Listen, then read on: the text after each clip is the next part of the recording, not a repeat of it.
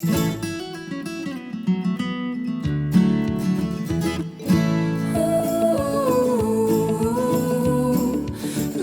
do me you. Welcome to your day off. I'm Corey Gray, and of course I'm sitting next here with my buddy Tony. What's up, bro? What's up, man? What's going on? Nothing, chilling like a villain, man. Hey, man, I'm really excited about introducing you to Dete. Dete's an old friend of mine. I actually met her when she worked for the Phyto company. She was our product rep, and this girl could slay some retail. Yeah, I hear some of the numbers are outstanding. Yeah, they're pretty ridiculous. I know that I witnessed her do at least like $2,500 in one day in the salon. She didn't even work there. She like came into the salon as a guest retail specialist and just absolutely crushed it. Wow. All right. I'm excited to get into some of that, yeah. Yeah, no doubt. Good morning, DT. Welcome to your day off. Good morning, guys. How are you? We are wonderful, wonderful. Hey, thank you very, very much for coming on the show. I know that it took us about a month to get into it, but thanks, man. We totally appreciate giving us your time. Hey, thank you for having me and asking. It really is an honor, so thanks. Awesome. I know you're chilling in sunny Florida today, but before we get into where you are now, where are you from? Well, I'm originally from California, and I lived there until I was 12, and that's where most of my family still lives. And then my mom married my stepdad, who was military, and that took us all over the place. And I went to four different... What branch was he in? In the Army. Oh, he's an Army guy? Mm-hmm. So did you spend time in, like, Texas and stuff? No, everywhere else, though. But he was in for 37 years and retired, and so he was a lifer. And... But yeah, we moved 7 times in 8 years. I went to 4 different high schools. So it was an interesting upbringing. Your high school experience sounds like mine. And my family wasn't in the military either. They were gypsies. Yeah, part of it getting kicked out. Right, but, exactly. you know. So did you have friendships from high school and stuff? A little bit, but no, not really. Like, I definitely, all my friends now have been from when I was an adult, so like 18 on. Okay. And so, yeah, I definitely, get a little jelly over people that actually want to go to their high school reunions and have friends like you guys that are so old, because I definitely did not get that experience. Oh, no. 2 seconds into it, she's killing us, man. Look, Corey's my only friend from high school, so he goes to the high school reunion. I don't, because I was only there about a year and a half. So it's not like I have no connections, no ties. Oh, that's great. So I guess Facebook is lost on you then, huh? Well, again, not for family and for adult friends. Yeah. That's awesome. I think I have an unhealthy relationship with Facebook, actually. You have a what relationship? An unhealthy relationship with Facebook. So I'm currently on hiatus from being on it too much. Is this like your Lent commitment? No, I guess it's like more of my spiritual yoga commitment. Well, I can't argue with that. So you were in 4 different high schools and 4 in your high school career. And then what happened? What'd you do after that? Well, my senior year in high school, we ended up in the Washington, D.C. area for the 3rd time.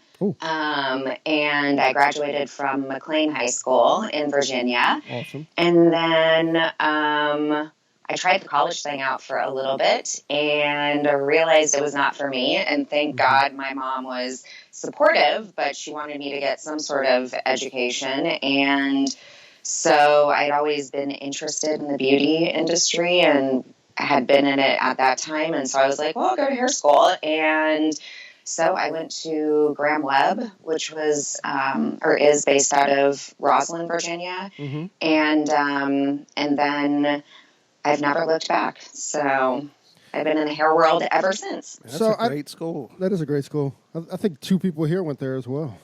Hey, not to get too far ahead. I mean, I think we'll bounce back and forth a little bit. So you actually, like with my experience, like most of the product reps, they've very, very few of them actually came through the hair business.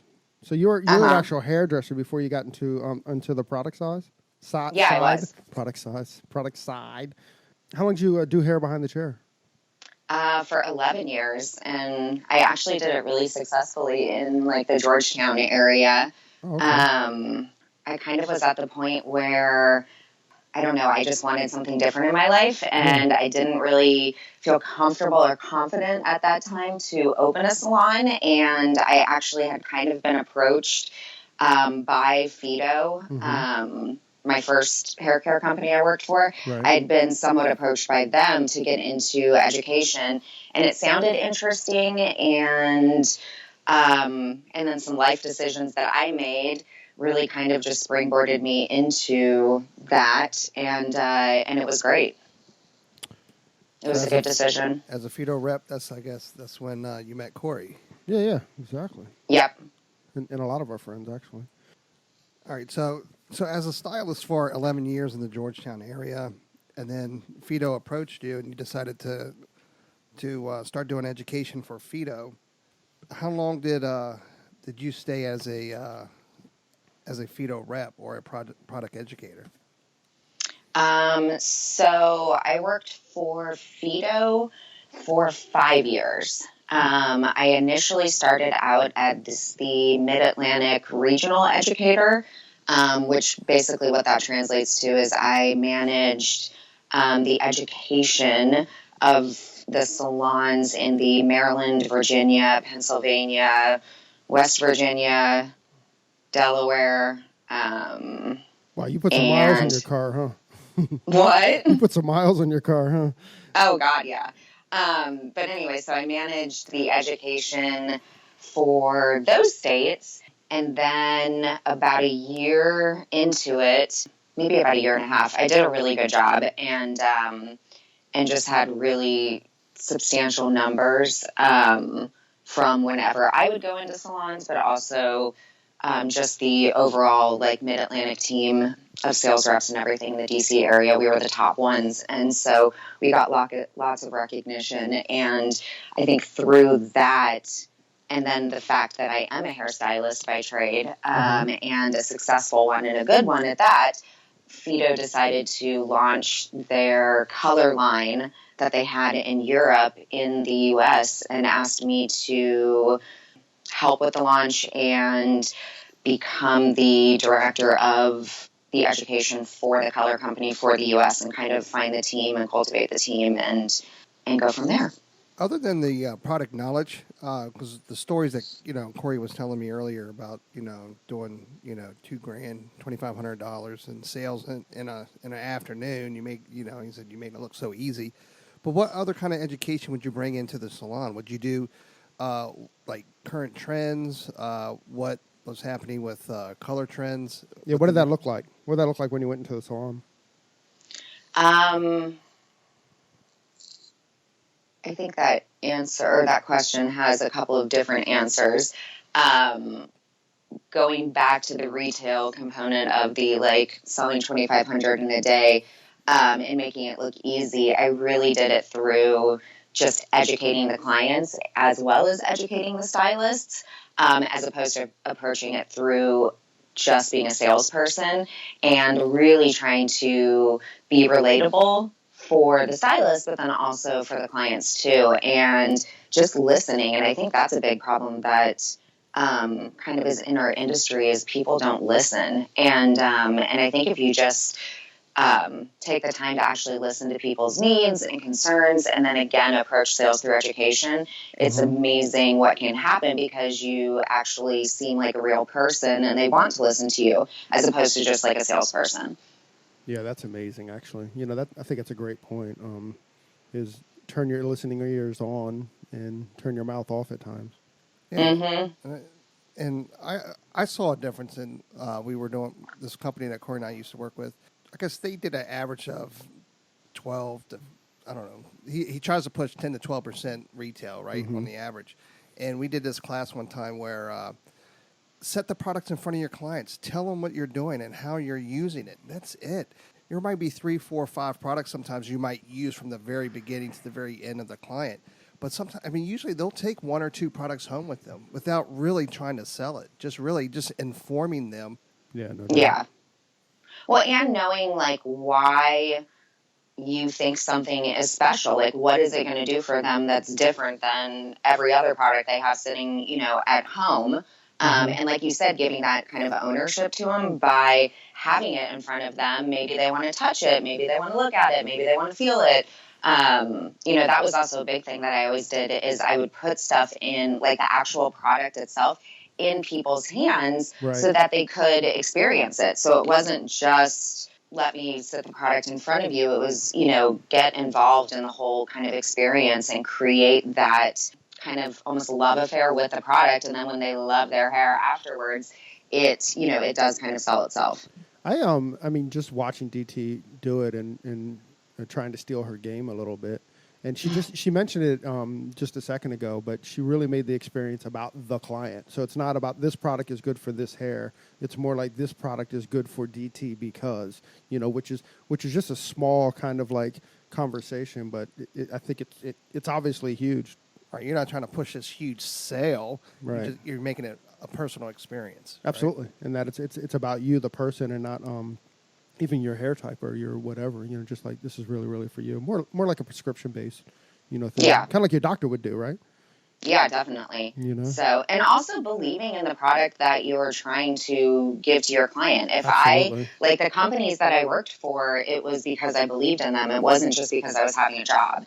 And, and I think that is really huge. And I mean, as a stylist like you and a salon owner, you should make sure all of your stylists are using the products that you're trying to sell in your salon so that they have favorites, so that they can talk about it from personal experience. Again, like just taking that salesperson component out of it and, really just making it real for everyone. That's actually fantastic advice. I kind of think that there's a place with the we've had 30 years of the same exact product knowledge class. Right. I know. Product, yeah. Ingredients XYZ does XYZ, right. and most of, well, I'll speak for me. I'm an idiot, so when it comes to all those products and stuff, I go like a deer in headlights. Well, and I mean, to be honest, 99% of the products out there, the only thing that differentiates them is marketing. So that's why you've had the same product knowledge class for the last 30 years.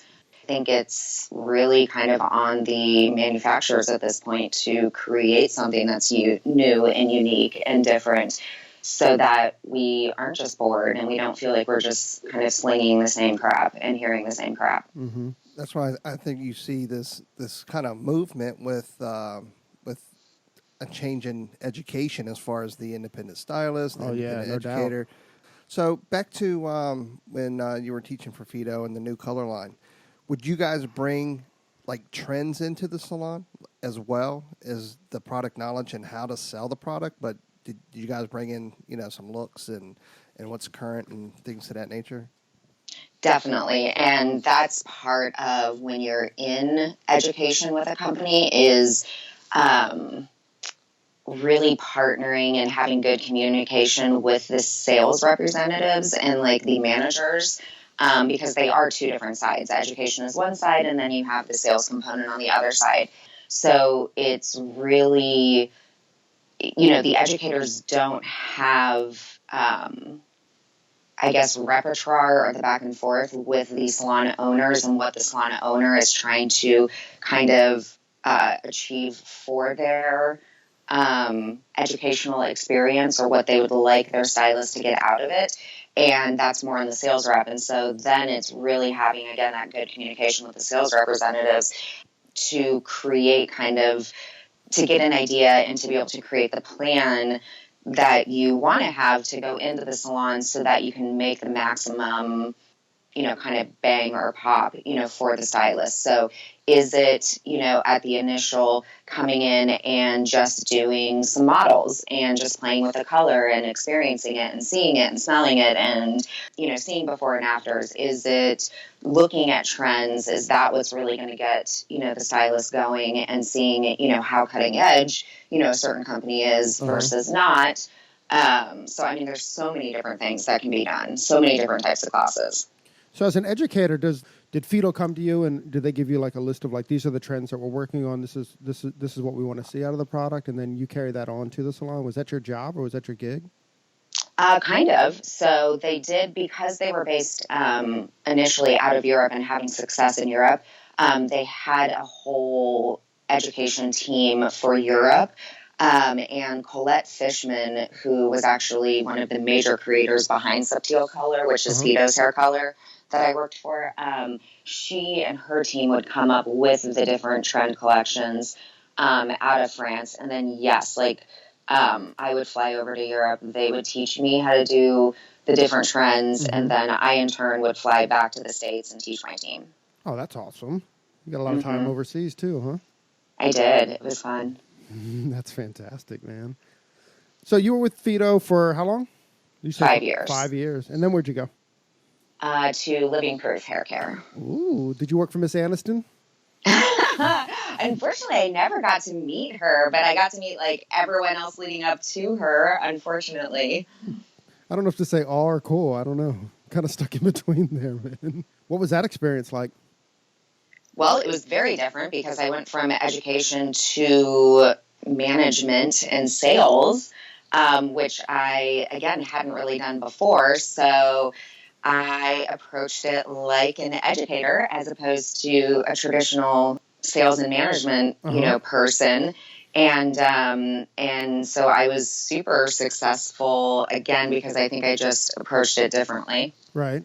And were you still in the Mid-Atlantic at that point?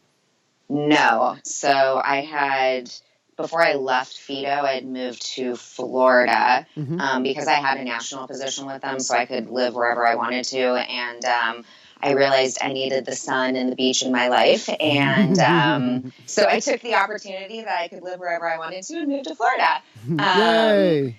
So no, when I left Phyto, I was living in Florida and then went to work for Living Proof, and I managed the Southeast and Mid-Atlantic for them. So I had like Texas over, like Pennsylvania area down. So I covered 15 states. Yeah. A quarter of the country. So when you were in Florida and you went to the office, would you just grab your laptop and head to the beach? Do work at the beach. I would take pictures all the time for my parents and like text them pictures like, oh, look at my beautiful view from work today. And they were convinced I was not actually working. But, that's the great thing is when you're not on the road, yes, you can kind of make your office wherever. Nice. I'm so jealous, man. No, I think most of America hates you right now. I think so as well. How do we make that happen? I think that's the nugget here, right? Yeah. Work for a product rep company. Well, it's actually funny that you say that because it actually is not as glamorous as what it sounds. Yes, there are some major perks and you get paid really well and, yes, you get to travel and, for sales meetings and get to meet really cool people. But for 8 years, I was literally on the road Monday through Friday, 4 weeks a month. And it is very grueling and very taxing on any relationships, any animals. I mean, I have a cat, and I don't know how it didn't die during that time. And so all my plants did. But yeah, no, it's, yes, there are some awesome parts to it, and you can be kind of whatever you want to be, and the sky's the limits, which is phenomenal. But it's a hard life for sure. It definitely not a family life. No, not at all. Well, and people are always like, oh, but you get to go to all these amazing places. And I'm like, well, yeah, but I see the airport and the hotel room and, a few salons, and that's about it. So yeah. So when you had the 15 states and you were doing a lot of traveling, doing education for Living Proof, were you guys doing hair shows or doing shows to promote the product as well? So both with Phyto and with Living Proof, they were not your traditional product lines. They were a little bit more boutique. So no, they didn't do like the big, hair shows that come to the different states. But they did do their own individual little kind of shows and inspirational shows. So yes, I was a part of that.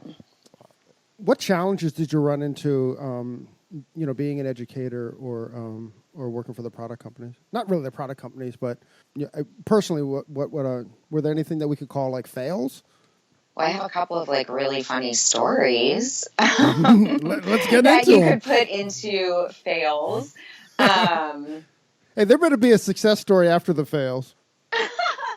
Well, everything is a success. I can't speak. Everything is a success. But yeah, there's Isn't there a quote about definitely that though? some Isn't there a fails. quote like you either win or you learn, right? There's no failures. Right. Exactly. So let's not call them Because- fails. So let's Learning what'd you learn? experiences. Yeah, give us some learning experiences, DT. Well, one of the biggest learning experiences I had as an educator is don't chew gum while you are speaking in front of a class. And so I had just gone to Jose Iber's in Beverly Hills. So one of Fancy. Phyto's, fancy, like one of Phyto's top accounts. We were trying to get subtil color in there. So I was sent in, the big guns to try and like make the sale actually happen and educate the team, get them inspired, all of that. So I had always chewed gum for some reason at that point and like stuck it to the top of my mouth and never had an issue because whenever I talk a lot in front of people, I get like a dry mouth. And so that always would help. Yeah. And so I stuck the gum to the top of my mouth and I was talking to them. And in the middle of the presentation for, again, like this ultra. Okay, hold on. We got to paint the picture. So you're in his salon, yeah? Mm-hmm. How many people are you talking to? Probably 40. 40 people. Oh, and like literally the top stylists. Like they do all the housewives. They do Jacqueline Smith. They do Jennifer Lopez. Like, so that's these type of stylists. And at the point, I mean, I know how our product knowledge classes have been in the past, so, the top stylists and the ones that are the least interested in seeing you at this point, right? Oh, yeah, because they already know everything, and why would they want to switch to a new color line that is unheard of and all of that? Okay, back to your story. So gum on roof or mouth at a salon with 40 people, and some of them don't even care that you're there. Yeah, and so Go. I'm the only one standing up in front of them, and all of a sudden, the gum shoots into the back of my throat, and I start, like, gagging in front of everyone, and I can't catch my breath. I literally feel like I'm going to die, and... And I finally was able to, like, swallow the gum, but it was after me, like, just putting on a horrible, show. And when I finally turned around, everyone was staring at me like, what the hell just happened? And Corey, you know me, like, I get super, like, embarrassed and I get bright red whenever I get embarrassed. Like, I definitely wear my emotions on my face. And so, yeah, I was horrified at that. That's great. Yeah. So learning experience, don't push gum to the roof of your mouth. Yeah, and just don't chew gum. Like, have an actual bottle of water. It's better than shooting out at one of the stylists, right? Yeah, exactly. I'm surprised This chick that just spat on me. Right. Gum in my hair. Oh my gosh, that sounds horrible. Definitely a learn though. What? I mean, that's definitely a learn, So did you put the gum yeah. under the tongue? The No, time? No yeah, gum. No more gum, period. Oh So my I God. actually discovered the Listerine strip things. Those worked very well. So, and no choking comes with those. And those belong in the roof of your mouth, right? Yeah, I think so, or on your tongue or something. You can still function with them. Most of us can. Yeah. Well, that's fantastic. So that's a big learn. Any other learns you want to share? Well, going back to you talking about shows, so Phyto had a big retail presence at the time that I was with them. And so there was like the retail division, which dealt with like your Sephora's and your Nordstroms. And then there was the salon division. And so I was part of the salon division, but every once in a while, the educators would trickle over and kind of help out the retail division when there were like big events. And so there was a huge Nordstrom's trend show, which is this event that they do twice a year. Actually, I think just once. No, twice a year. There's like 500 people that buy tickets to come to this big event, and every makeup vendor and hair vendor and like clothing, vendor is at these, huge Nordstroms. So what is it? This isn't like a sales convention. This is like a Nordstrom's convention. So all these people show up just for Nordstrom sales? Yes. So the 500 people that I'm talking about are clients of, said Nordstroms. And, but it is like, it's a huge deal. They put on a huge runway with, DJ and lights and like professional models. There's hair and makeup being done. Right. Like it is no small thing. And not every Nordstrom's does it, but especially the big ones, they definitely do. And so this happens in this happens in each store? No, not like the big ones. It definitely happens in. But so like New York or LA or did it happen in DC? Do you know? It happened in Annapolis and at Tyson's. Oh wow, who knew? I didn't. When she was telling this story, all these like big people are there. I just assumed it was like an event for like Nordstrom's national. I didn't realize it happened salon, store by store by store by store. Yeah, I know. That's pretty incredible. Crazy. Think about the cost of that. Oh, I know. To do it multiple times. You think they could do it all in one big. Look, listen. I'm telling Nordstrom's how to run their business. Right. So I was at the King of Prussia Nordstrom's Trend Show, which is in Pennsylvania, and I think it's like the biggest mall in Pennsylvania and kind of on the East Coast, but it's huge. Is that outside of Philadelphia? In that kind of area? Yeah. Okay, awesome. So, it's a cool area. It definitely has lots of shopping.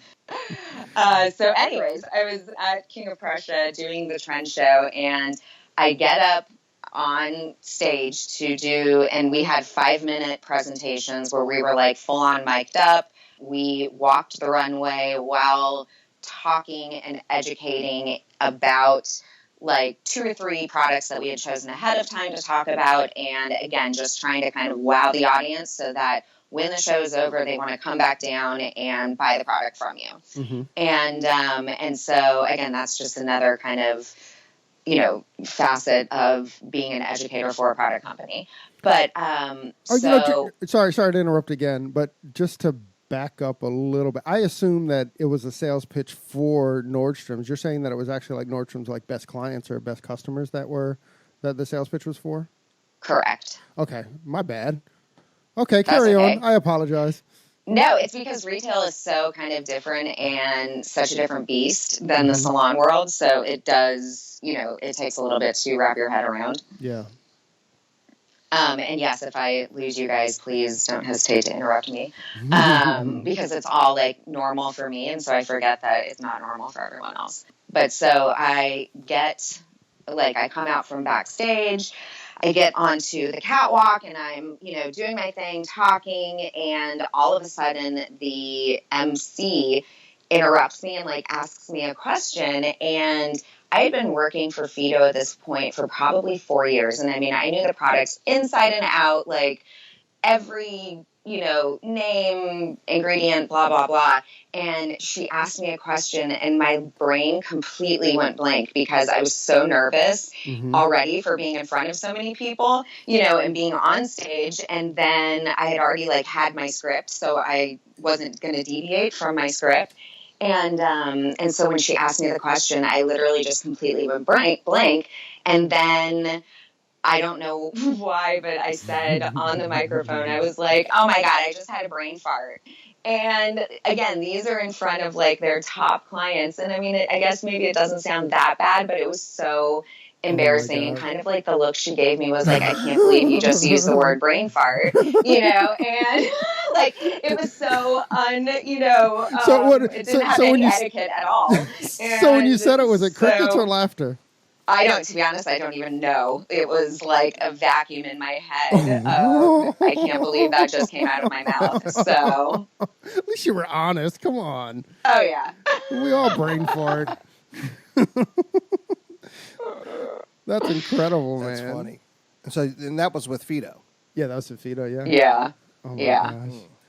That's crazy. Hey, so you have a salon now in South Florida, yeah? Yeah. All right, big question. What products are you carrying? I carry Living Proof, and I actually use Subtil Color. No, you don't. I do. Oh, good for you, man. Yeah, I told you it's live all by about what you actually believe. believing in what you're trying to either sell or educate on. So, I and think she I just sold thoroughly me. believe in both of those companies. Awesome. For everyone that wants to be an educator or trying to become, a product rep, what kind of advice do you have for them, or that you would give them to prepare or to what Yeah, to look for? if this is your track, what would you do? What advice would you give? I think some of the stuff that we've talked about, I think hopefully is already good, somewhat advice. But like I said before, it's not as glamorous as what it seems. You actually, if it's a monetary thing that you're thinking like, oh, I'm going to get in and be an educator and make so much more money than I was behind the chair. It's not. You actually probably make half of what you could make behind the chair if you were a successful stylist or actually a good stylist. Right.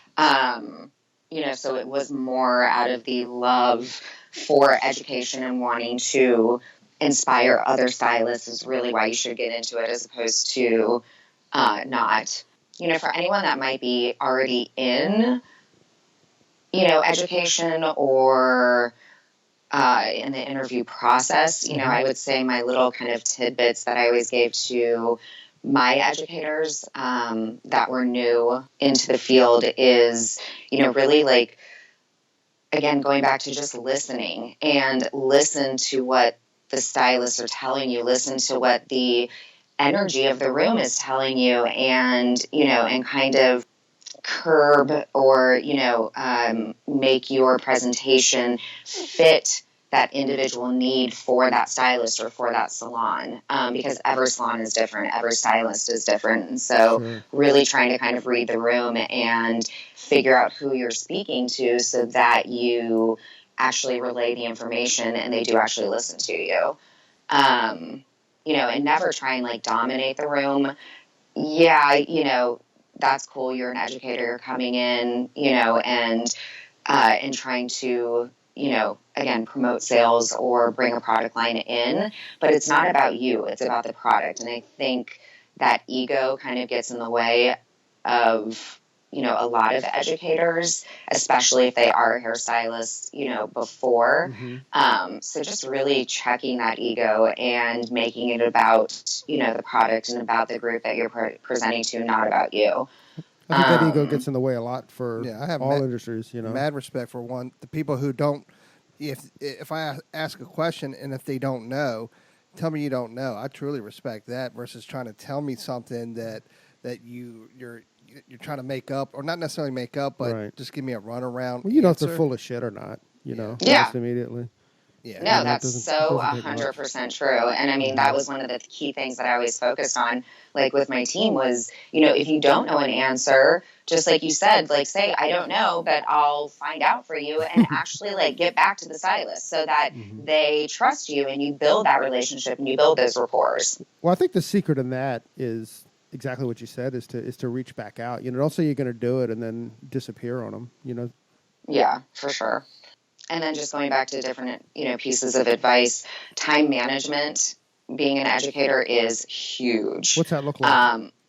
Basically, the second you walk into the salon, find out when the first client, like how long the stylists actually are booked out for, when is the first client, and then you have to, make your presentation fit into that time frame, because there were so many times, I mean, literally like 90% of the time, I would be told by the sales rep, oh, you have 3 hours to go in and do, a trends class for, Subtil Color. And I would walk in and I would say, okay, so when does the first client come in, just so I can kind of gauge? And they'd be like, oh, in about an hour and a half. And it's like, oh, shit. Now I have to figure out how to do a trends collection class in an hour and a half versus the 3 hours I thought. And so you have to be super flexible and think on your feet. Absolutely. But time and of course, being is, hairdressers, it's an hour and a half class, and half of them show up a half hour late too, right? Yeah, that's true. That's very true.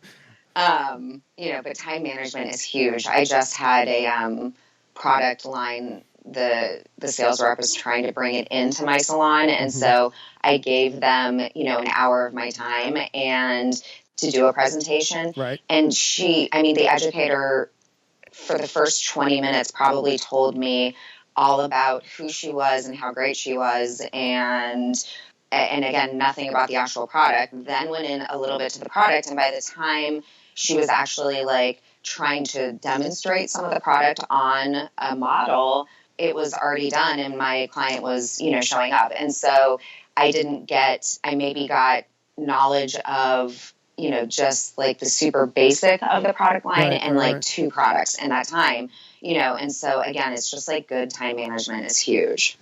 I've got a couple questions about this meeting that you had. So are you an easy sell or are you a hard sell? I'm easy, so I'm super nice. And, I definitely, I'm not a hard ass whatsoever. And, and I will give them the time and respect and, all of that because I know how hard it was when I was in it, and there's also, there are, like you were saying, so many new lines coming out. So I want to hear about them and, and maybe be interested in something. So I wouldn't say I'm definitely not the type that just jumps in with both feet to every single new thing that walks in the door.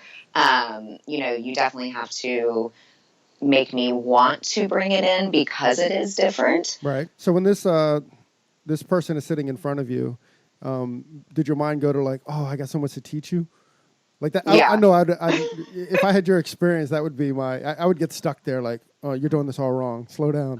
No, it definitely, like some of that always goes through my head. I was just in a yoga workshop like a week ago and the like guest guy that was coming in to do the workshop, I just wanted to like pull him aside because there was this one lady in the room that just kept asking so many stupid questions and like it was all about her and not about the actual workshop or learning. And it was driving me bananas because he would engage with her. And I'm like, oh my God. So, actually that brings me to one of my other points that I would always like enforce with, my team was I call it the parking lot. So if stupid questions come up when you're trying to, be an educator, because it always happens, either stupid questions or again, the stylist that just wants to challenge you or, whatever it be, if something comes up that's going to like derail you from your presentation or your train of thought,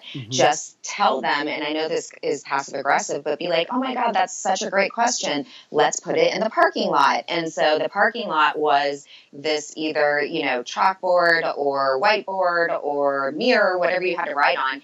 And you would literally just write the question in there and then you would address it at the end. And, I would always start my presentations with just saying, please ask questions, but, we might get back to them at the end of class, or, write them down and we'll address them afterwards, just so that you can actually get the information out. Because like going back to the yoga workshop, the guy got maybe half of his information out because he kept engaging with all these, questions that didn't pertain to anything that we were trying to learn. And so it was frustrating, being in attendance with that because I was angry with her. I wanted the information, and then I was also just bored and felt like I was wasting my time, because he was engaging, with those, with the questions. So again, I guess that kind of goes back to time management as well. Yeah, because the questions can come out and just totally delay everything. I used to have, when I helped develop this cutting program for this company, and so I would have a buddy that would be there to help me teach, and I would tell people, if you have any questions, save it for the end, and then we'll get it done. Because what happens is that you get everybody to start asking these questions, and it just shuts it all down. And the people that are getting it, you know what I mean, now they're held back. So by having someone there with me to help teach, so I would, once it became time to actually do the live cutting, I would have my sidekick go and move with them, and I would stay back and help those that didn't quite get it, or they had a lot of questions. Exactly. Yeah. So that way we're not slowing everybody down, because those questions can just totally stop the momentum of the progress of the. I love that idea of the parking lot, though. Yeah, that's actually brilliant. Did you come up with that, DT, or did you steal that? Be honest. I know. I think I stole it. Yeah, good So deal. The best I think I ideas are stolen. perfected it though, but Good job. so going back to, educators Yeah. and if you're getting into the business, um, a big thing is always look the part. Like stylists especially judge you by like the book of the cover. The second you walk into a salon, you are being judged. And that's the same as a sales rep too. Sure. And if you look like a hot mess, they're not going to listen to you. They're not going to want to buy your product. They're going to think that you're some like dumb stylist that couldn't make it behind the chair. And so you got into education. And that was another reason why, I think I loved being an educator so much is I loved proving people wrong, that it was like, no, actually I'm a good stylist. I just chose, to go into a different path. And, and so always make sure you look, whatever your version of perfect is, because they are judging you, and you'd be surprised. Like I had so many people that would say, "Oh, I want to get into education because I'm so, inspired by you, or, I want to emulate you." And like, that's such a compliment. Incredibly, right? Yeah, it definitely is. But, you're selling the whole package. Like you're not just selling your product, you're selling yourself, and, you're part of that package. That's so guts. It takes huge guts, right? Yeah. To get into that. Yeah. So I have nothing but mad respect for people who put themselves out in front of other people like that to take that kind of criticism or that kind of judgment. And shame on them, the people that are judging. You know what I mean? Really? Yeah, because these people are really putting themselves out there, and it takes huge guts. You'd be surprised, and I wish everyone had your same Unfortunately, thought process, I wouldn't be surprised because we've all been there, right? Yeah, that's true. That's but you know what? That's also a perspective, and this sounds weird, but it's also a perspective of being a hairdresser, right? You've sat in those PK classes, and from the other side, what happens when an outsider comes into your salon. Yeah. And the people that are sitting with you, your teammates that are the ones that do the judging, right? Those are some of the guys. I'd never do it. Right. No, but the people that do, right? Yeah, sure, absolutely. I also know that it's actually funny when she was talking about people that derail conversations. Again, to back up, immediately two faces came into my head, and I think those two faces probably derailed DT at a time or two. Possibly. Or tried to, but she was like, "Come, park that over next to my Tesla." Yeah. There's always one in a salon, if not a few. Yeah, always one, right? Yeah. So what are you doing nowadays? Well, I got out of corporate world, I guess about 5 years. No, not even that long. 3 years ago. And then I opened my little salon, which I'd always wanted to do, but I finally felt ready to do it. And yeah, living the life in Florida. She says it's a little salon. She probably has like 40 operators that work for her or something. No, unfortunately, it's actually just me and one other girl, and it's very small. And I think because of my experience in, the corporate world of hair care, I saw so many salons fail, and I saw so many just bad business practices, as well as those crappy, evil, mean stylists. And it was, I want to build a successful business, and I want to take baby steps and take my time, as opposed to, biting off more than I can chew. And also, like, I want a happy work environment. I don't, I'm very particular about who I work with, and I would rather work by myself than have someone that has a negative attitude, or or just doesn't kind of mesh well. And so, no, I'm definitely taking, even though I have all the information, mentally and numbers-wise, it's like I'm just taking it slow. So Tony and I work in a studio situation. Do you think that, do you have the feel of it's more of a studio since it's just the two of you, or do you kind of feel like it's a salon? I don't know if that's even a fair question, but you get the point. Yeah, I would say it's like like a hybrid in between the two. So like a storefront or a yeah, not it's more like a little tiny shoebox storefront. And where is that? Cute. It is in Boca Raton, Florida. What? Boca. So Boca Raton, they have a lot of what do they call them? What do they call them? Boca bitches. No, not that one, silly. What do they call that when you have winter relocators? Oh, snowbirds. Snowbirds. So how does that affect your business? Oh my God, it's insane. And I had no idea before doing hair down here and opening the salon how crazy it impacts your business. So I definitely modeled my salon after the kind of DC model and how salons run up there. And boy, was I in for a ride the first year. And so basically, there's like an influx of about 70% of people. And this isn't just for Boca. This is like all South Florida, but Boca especially is at the top of this influx. But I would say between the months of November to April, you have 70% more people that come into the area than you have the rest of the year. So what that means is my business from November until April is insane. And then I lose those 70% of people and it goes to like crickets for the rest of the year. So you have to be so good about saving money and positioning money for those dry months because it is dry and it is quiet. And like right now, I think I told you recently, I worked 10 days straight without a break. Oh my gosh. And yeah, and I mean, that's working until like 9 o'clock every night. And it's just because I know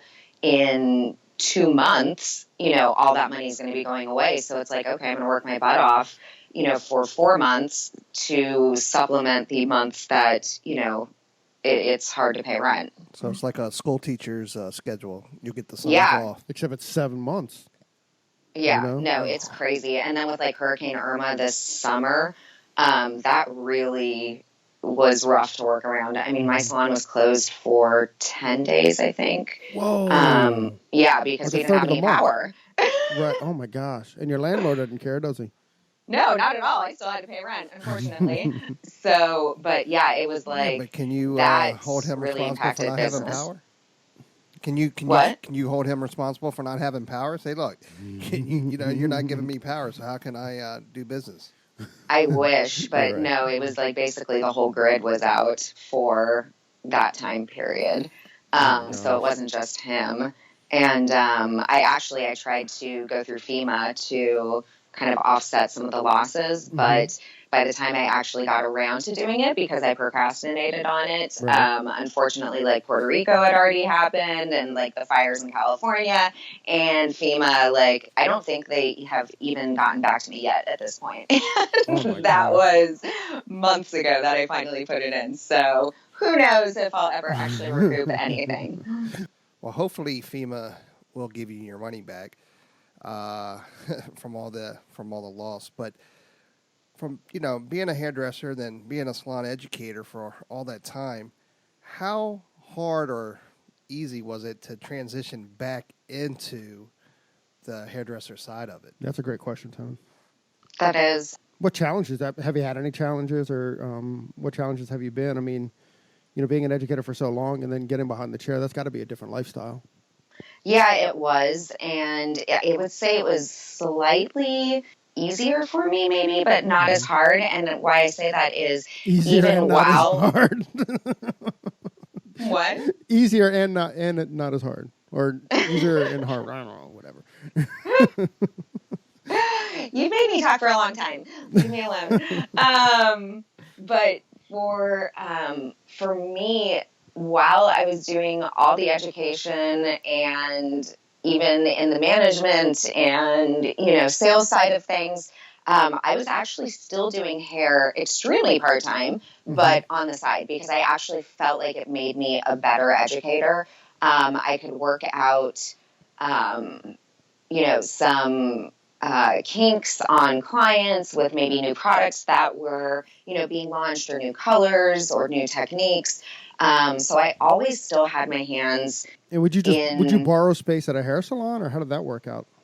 Either out of my house, out of a client's house, borrow space. When I was in the DC area, I actually worked 2 days a month at a salon on Sundays when they were closed. Mm-hmm. I would rent the space from them. And so myself and my shampoo assistant slash manager slash banker slash best friend would come in, and I would service like 15 clients in that one day. But it's because I'd worked, in Georgetown for so long, Right. I didn't want to lose some of those people. And I definitely liked the supplemental income, that came in from it. But like I said, it just made me a better educator at that time, especially because I could still talk the talk and walk the walk with everyone, and knew exactly some of the challenges they might be kind of facing with different products. So the transition back into full salon life was not too hard. I really liked the fact that I had cash again in my wallet.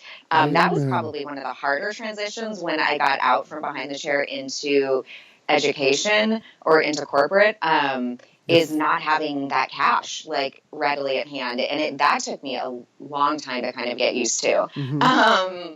So that was more at the beginning, but I liked having cash in my pocket again, Right. And I don't know. I always like challenges and challenging myself. And, that's one thing with my life is I don't do goals, and my mom hates that I don't do goals because she's so goal oriented. But it's like when I was 18, I never in a million years would have thought my career would have taken the path that it did. And if I had like put all these goals on myself as saying, oh, well, I'm going to own a salon by this time, and I'm going to do this, and I'm going to do that, then I wouldn't have been open to all these different possibilities and opportunities that present themselves to me, because I would have been, so focused on, no, that's going to take me away from my goal. And so, I'm kind of a go with the flow type of person, especially when it comes with to careers. And you're a free bird among snowbirds. That's right. I guess, but I'm super type A as well. So it's kind of funny, that I can be kind of go with the flow, but like, I don't know. I actually had no intention of, ever getting out of corporate, into owning a salon again. But it was like all of a sudden, all these, things started presenting themselves to me, and, and kind of falling into my lap without me even trying. And it made me think like, oh, well, is it time maybe that I should get out of corporate and, go back behind the chair? And so I took that leap of faith. And I mean, it's like every major, career move is totally a leap of faith. I mean, I always think about like that Indiana Jones movie where, he has to jump onto the clear, or see-through like bridge, whatever. Right. But it's so true. And so, yes, there's stumbles, you fall, along the way, but it's all learning experiences, and it's all exciting and scary and, wonderful. Back to failures are learned opportunities. Kudos to you. Yeah, no doubt, right? Dete, Yeah. that's amazing, man. And Are you on like an adrenaline junkie? Maybe a little bit. So I just got certified for scuba diving last year. So maybe. That's cool. Yeah, type A. Totally. Oh, by the way, something else you can do in the summertime in Florida. Right. Scuba diving. Yeah, exactly. That's pretty cool. Where'd you certify? There in Miami? In the Florida Keys. Ooh. People really hate you now. I know, right? So when you have 7 months of vacation, how do you capitalize on that? Well, it's kind of funny that you say. I actually moved to the Keys not too long ago, and I commute up to Boca. Whoa. Time out. What's that timeline like? I mean, I thought DC traffic was bad. How long does it take you to commute to Boca from the Keys? Well, let me preference it with I lived in D.C. for 15 years, and I mean, you know how bad the traffic is there and how long it takes to go anywhere. So I'm used to driving, and as you know, when you're a hairstylist, it's not like you can talk on the phone, and it's not like you're sitting behind a desk and like can be a good family member or a good friend. So looking for a couple of extra employees. Yeah, so I say all of that because my commute is an hour and 45 minutes each way. Whoa! I mean, at least in DC, you might get a break in traffic. You're never getting a break from an hour and 40. No, but I book clients around traffic so that I don't sit in traffic because I can't stand sitting in traffic. I genuinely don't mind driving, but I just do not like sitting in traffic. And that drive makes me a better family member. And, because I actually call people Right. because I'm stuck in the car, so I have to do something. But I discovered the Keys through an ex-boyfriend and just fell in love with them and the community and the people and the water and the lifestyle and everything. And it was like the quality of life that I was searching for all along. But I have my business in Boca. And so I decided to make the sacrifice to live in the Keys so that on my days off, I am in paradise. Call it a and I can get to sacrifice. Boca. Exactly. Let me paint this picture. So you hold on. This is what. Slow down, DT. Slow down. So, do you have a crash pad in Boca? No, but I have lots of friends that I can crash with if I need to. Because I'm just thinking, a couple minutes ago you said you worked till 9 or 10 o'clock each night during the busy time. Mm-hmm. And you're commuting an hour and 40 minutes home at 9 o'clock, 10 o'clock at night? Yeah. And then you get up and do another hour and 40 minutes so you can start all over the next day? Yeah, but I don't book clients until noon, so it's like I can sleep in a little bit. Girl, you're high as a kite. That's amazing. You do what you got to do, right? Yeah, I mean, I guess so. Yep. That's commitment. yeah. I don't know what she's committed to. Is she committed to the salon or is she committed to the lifestyle, the Keys lifestyle? I don't know. Committed to both, definitely obviously. both. Yeah, that's incredible, man. The salon affords me my lifestyle, so that's why I There's do only it. one I'm jealous of. So Yeah, we're in a salon and we're not in the Keys at all. That's incredible, GT. awesome, great story. It is. It really is. I mean, you've definitely worked it out, and I would say good luck with your with your salon venture. But in 2 years you might be back out of it, depending on how the free bird flies. I know, you never know. That's great. You never know. Well, no matter where you fly, I appreciate your friendship, and I appreciate you coming on our show. Yeah, thank you so much, and thank you for just all the great information that you're sharing with everybody else. Absolutely. No, thank you guys, like I said at the beginning, so much for having me and just Absolutely. thinking I even have a story to tell that people would be interested in. So I hope I did a little bit of or gave a little bit of knowledge for people and some inspiration and maybe have them think about things a little bit differently. I don't know. It's an amazing industry. It truly is an amazing industry. Amen to that. Mm-hmm, absolutely. So one last time, DT, thank you very, very much for joining us on your day off. Well, thank you guys for having me. Please do me So there it is. We also want to give a special thanks to Sarah and Blaine from Pretty Gritty. Sarah and Blaine allowed us to use their music that runs under the podcast. It's called Pleased to Meet You, which I thought was only appropriate for our podcast. You can find Pretty Gritty's music on iTunes. sat right down.